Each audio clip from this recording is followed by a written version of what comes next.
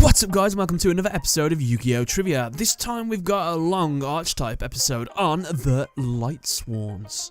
So the Lightsworns, known as the Light Lords in the OCG, is an archetype of monsters introduced in Light of Destruction. They are all light attribute monsters, and their primary effect involves self-milling and sending cards from the top of your deck to the graveyard. So the archetype's name was changed to Lightsworn since the literal translation from Japanese Light Lord has a male connotation, what with the whole Lord part, and so it could not be applied to all members of the archetype, so they just changed it. Did you know that there is a story behind this archetype? So why not sit back and let me weave you a tale of old. The Lightsworns are a group who seek to save those who pray for help, crossing time and space in order to help them. By consuming vast quantities of magical energy, they appear on the material plane and challenge those evildoers who threaten the era they appear in. Once their job is done and the evil has been stopped, they return to their home plane, disappearing without a trace. Their founder, Michael the Arc Lightsworn, is responsible for enlisting the souls of heroes worthy of joining the Lightsworns. As they travel in order to fight evil, they also recruit the heroes of that time. So let's get into the Lightsworns trivia then, shall we? First up,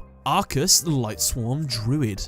So his effect is neither player can target Lightsworn monsters anywhere with card effects. During each of your end phases, send the top 2 cards of your deck to the graveyard. So druids in RPGs are mostly referred to humans who have the ability to shapeshift into a beast or a creature of nature. This is probably why this card is classified as a beast warrior instead of a warrior or spellcaster despite its human shape. This card's costume bears resemblance to Ragnarok's Online's male high priest Job, and this card resembles Batu from the anime series Ghost in the Shell. Fun fact, they're going to make a real movie of Ghost in the Shell, and Scarlett Johansson's cast as the main character.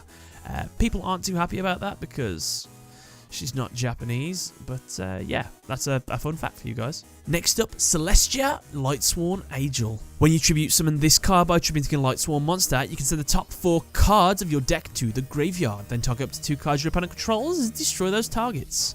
So this card's OCG name is derived from cherubim, which are spirits in Jewish, Christian and Islamic religions that are the second highest ranking caste of angels. They are believed to be guardians of light and the stars and keepers of all knowledge. This card appears in the artworks of Vanquishing Light, and this card's character concept and artwork closely resemble the creature Akroma, Angel of Wrath from the Magic the Gathering TCG. This card and Michael the Arc Lightsworn are the only Lightsworn monsters to feature more than one halo in their artwork. Ironically, this card is called an Angel despite the card type not being called Angel in the TCG. Eren, Lightsworn Monk. If this card attacks a defense position monster before damage calculation, shuffle that monster into the deck. During each of your end phases, send the top 3 cards of your deck to the graveyard. So this card's name, Eren, the E-H-R-E, if you will, is German for honor. It also might be important to note that Eren doesn't actually destroy the monster she attacks, thus referencing the fact that she is a monk. Also, she had a slight visual edit for her international release. Despite having a decently long skirt, her skirt was lengthened even more for its release. That's crazy. Felis, Lightsworn Archer.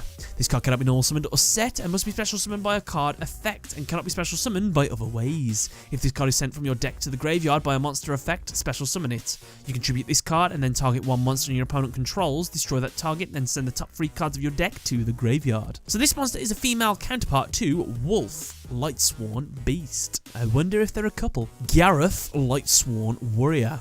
Each time a card is sent from the deck to the graveyard by the effect of a Lightsworn monster you control, except Gareth Lightsworn Warrior, send the top 2 cards of your deck to the graveyard, then draw 1 card for each Lightsworn monster sent to the graveyard by this effect. This monster bears a striking resemblance to Flame Ruler. Dragonif, Lightsworn Dragon. So this card gains 300 attack and defense for each Lightsworn monster with a different name in your graveyard. If this card attacks a defense position monster, inflict piercing battle damage to your opponent. During each of your end phases, send the top 3 cards of your deck to the graveyard. Jane, Lightsworn Paladin. If this card attacks an opponent's monster, it gains 300 attack during the damage step only. During each of your end phases, send the top 2 cards of your deck to the grave. This card appears in the artworks of Solar Recharge, and this card is most likely named after Jean de the Arc. Genis, Lightsworn Mender. During the end phase, if a card was sent from the deck to the graveyard by the effect of a Lightsworn, this turn inflict 500 damage to your opponent, and if you do, also gain 500 life points. This monster appears in the artwork of Lightsworn Barrier, and the red light around this monster's scepter represents the damaging portion of its effect,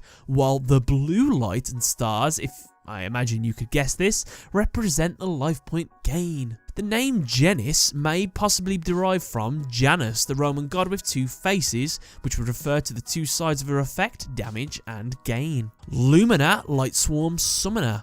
Once per turn, you can discard one card and then target one level 4 or lower Lightsworn monster in your graveyard. Special summon that target, and during each of your end phases, send the top 3 cards of your deck to the graveyard. This monster appears in the artwork of Glorious Illusion, and Lumina is the Latin word for light. While Judgement Dragon was the first Lightsworn related card to be limited, this card was the first and so far only actual Lightsworn to be limited. It has since been unlimited. Lila, Lightsworn Sorceress. You can target one spell or trap card in your opponent controls. This card battle position cannot be changed until the end of your next turn. Also change this card you control from face up attack position to face up defense position, and if you do, destroy that target. Once per turn during your end phase, send the top 3 cards of your deck to the graveyard. Michael the Arc Lightsworn. Once per turn, you can pay 1,000 life points, then target one card on the field, banish that target. When this card is destroyed, you can target any number of Lightsworn cards in your graveyard, shuffle them into the deck, and if you do, you gain 300 life points for each card returned. Once per turn during your end phase, send the top 3 cards of your deck to the graveyard. So, Michael is the leader and founder of the Lightsworn, always accompanied by Judgement Dragon. He's also responsible for enlisting the souls of heroes who died in eras they travel to. So, the card is also the first Lightsworn extra deck monster for the Archetype.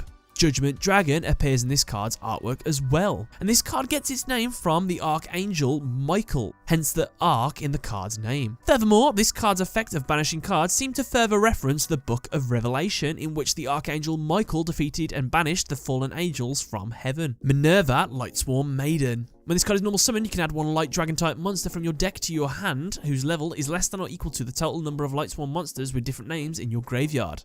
If this card is sent from your hand or deck to the graveyard, send the top cards of your deck to the graveyard. During each of your end phases, send the top 2 cards of your deck to the graveyard. This monster and its owl are a reference to the goddess Minerva and the Owl of Minerva. According to the Lightsworn lore, Minerva is a young mage in the midst of her apprenticeship, accompanied by her white owl familiar.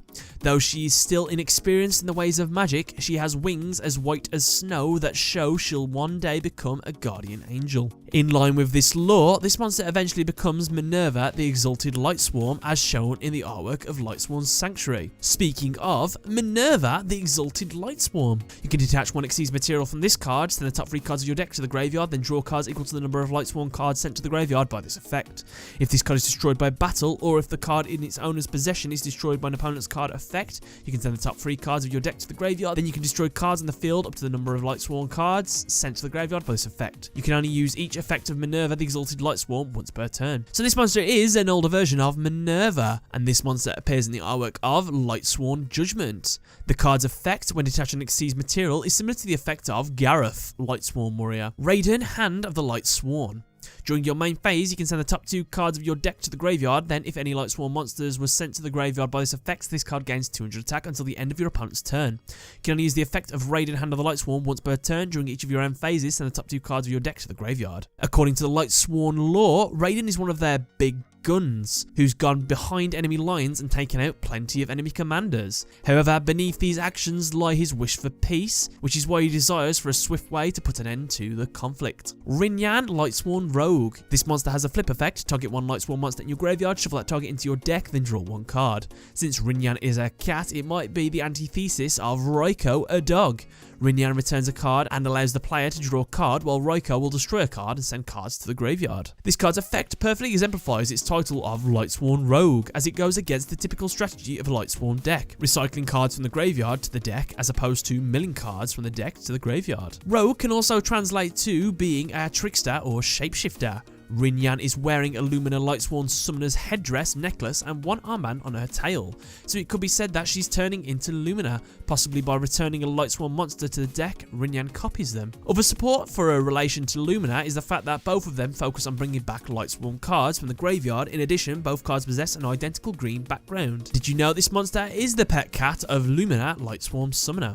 Yugioh, Lightsworn Hunter. His flip effect is apply these effects in sequence. You can target one card on the field, destroy that target, send the top 3 cards of your deck to the graveyard. So this card's Japanese name, Lightlord Hunter Yugioh, comes from Ryko, a legendary archer and demon queller of Japan. And that's also the legendary dog from Pokemon, if I'm not mistaken, but I might be wrong. This monster appears in the artworks of Charge of the Light Brigade, Dark Smog, Gagaga Rush, and Mano e Mano. And this card belongs to the dog breed Akita Inu. And this monster is the pet dog of Jane, Lightsworn Paladin. Shia, Lightsworn Spirit. This card gains 300 attack for each Lightsworn monster with a different name in your graveyard. During each of your end phases, send the top 2 cards of your deck to the graveyard. So this card can be seen as a weaker non-tribute form of Grangolith, Lightsworn Dragon. Wolf, Lightsworn Beast. This card cannot be normal summoned or set, must be special summoned by a card effect, and cannot be special summoned by other ways. If this card is sent from your deck to the graveyard, special summon it. So this card can be considered the offensive counterpart of Genis Lightsworn Mender, as they have the same stats, except the attack and defense points are switched. Also, the effects are both related to milling cards without them actually milling any cards at all. And finally, Judgement Dragon. Funnily enough, I've actually already done this card, so if you want to see the video of this, either check the description or click the link on screen now. Go on, you know you want to. And let's just give a shout out to all the support that I can think of. There might be more, but here we go. Lightsworn Barrier, Lightsworn Judgment, Lightsworn Saber, Lightsworn Sanctuary, Charge of the Light Brigade, Glorious Illusion, Light Spiral, Realm of Light, Solar Recharge, and Vanquishing Light. And with that, guys, that's another episode of Yu-Gi-Oh! Trivia done. Let me know what you thought in the comment section below. Don't forget to leave a like, please, and don't forget to subscribe. So yeah, thanks for watching.